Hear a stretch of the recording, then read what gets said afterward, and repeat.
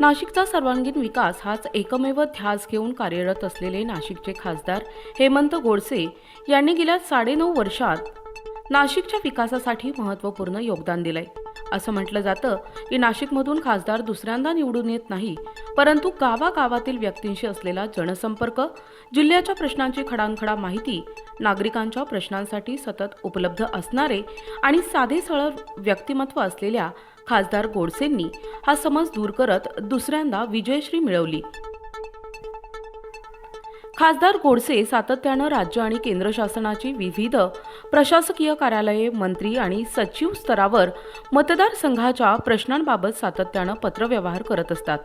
विविध भागात जनसंपर्क, सरपंच ते नगरसेवक या स्तरावर विविध भागातील खासदार निधीद्वारे विकास कामे त्यांनी मंजूर केली आहेत। त्यामुळे मतदारसंघात त्यांचा चांगलाच परिचय आणि संपर्क टिकून आहे। जिल्हा परिषद सदस्य, नगरसेवक ते खासदार अशी पदे भूषविण्याने त्यांनी विकास कामे कशी केली जातात याची जाण आहे। त्याला व्यापक प्रसिद्धीची हातोटी त्यांच्याकडे आहे।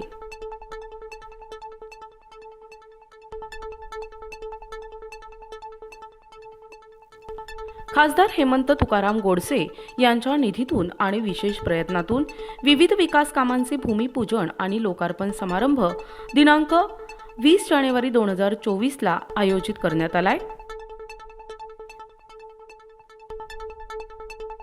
सिडको विभाग नाशिक पश्चिम मतदारसंघ येथील पाथर्डी फाटा प्रभाग क्रमांक 31, वासननगर गामणेमळा प्रभाग क्रमांक 31, चेतनानगर नाशिक प्रभाग क्रमांक 31, सुखानंद विद्या मंदिर इंदिरानगर प्रभाग क्रमांक 31, कैलासनगर साईबाबा मंदिर प्रभाग क्रमांक 31, राणेनगर स्वामी विवेकानंद नगर प्रभाग क्रमांक 29, मीनाताई उद्यान आश्विन नगर प्रभाग क्रमांक 27, बाळासाहेब ठाकरे दवाखाना सिंहस्थ नगर प्रभाग क्रमांक 27, स्वामी समर्थ उद्यान प्रभाग क्रमांक 27, डॉक्टर वाडेकर ते सद्भावना चौक जुने सिडको प्रभाग क्रमांक 24, शिवालय कॉलनी पांगरेमळा प्रभाग क्रमांक 24, Govindnagar Sundarvan comrade Deccan petrol pump प्रभाग क्रमांक 24, त्रिमूर्ती चौक प्रभाग क्रमांक 25, सिद्धटेक नगर प्रभाग क्रमांक 28, महालक्ष्मी नगर प्रभाग क्रमांक 28 या ठिकाणचे भूमिपूजन आणि लोकार्पण सोहळा संपन्न होणार आहे।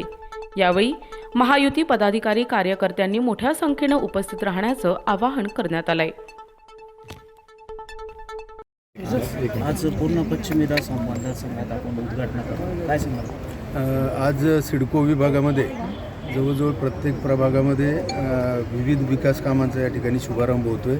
तसं पाहायला गेलं तर शहरामध्ये देखील 31 प्रभागामध्ये जवळजवळ 90 विकास कामं या ठिकाणी मंजूर करण्यात आली।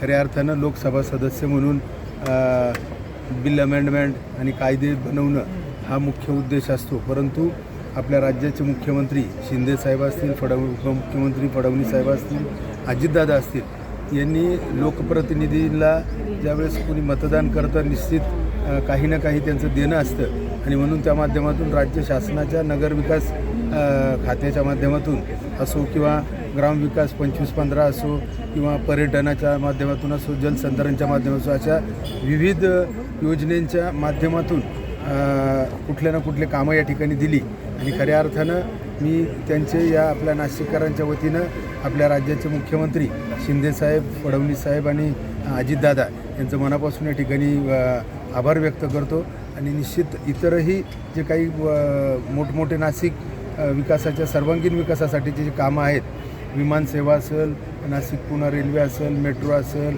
त्यानंतर 100 एकरमध्ये electrical testing lab, UPSC centre, net exam centre, CGHS centre असे अनेक वेगवेगळे प्रकल्प या ठिकाणी मंजूर झालेले आहेत। त्याचे कामं देखील त्या ठिकाणी पूर्ण झालेले आहेत आणि म्हणून खऱ्या अर्थानं आपण इतक्या वर्ष काम करत असताना नाशिकच्या सर्वांगीण विकासाच्या दृष्टीने सातत्यानं प्रयत्न या ठिकाणी केलेत।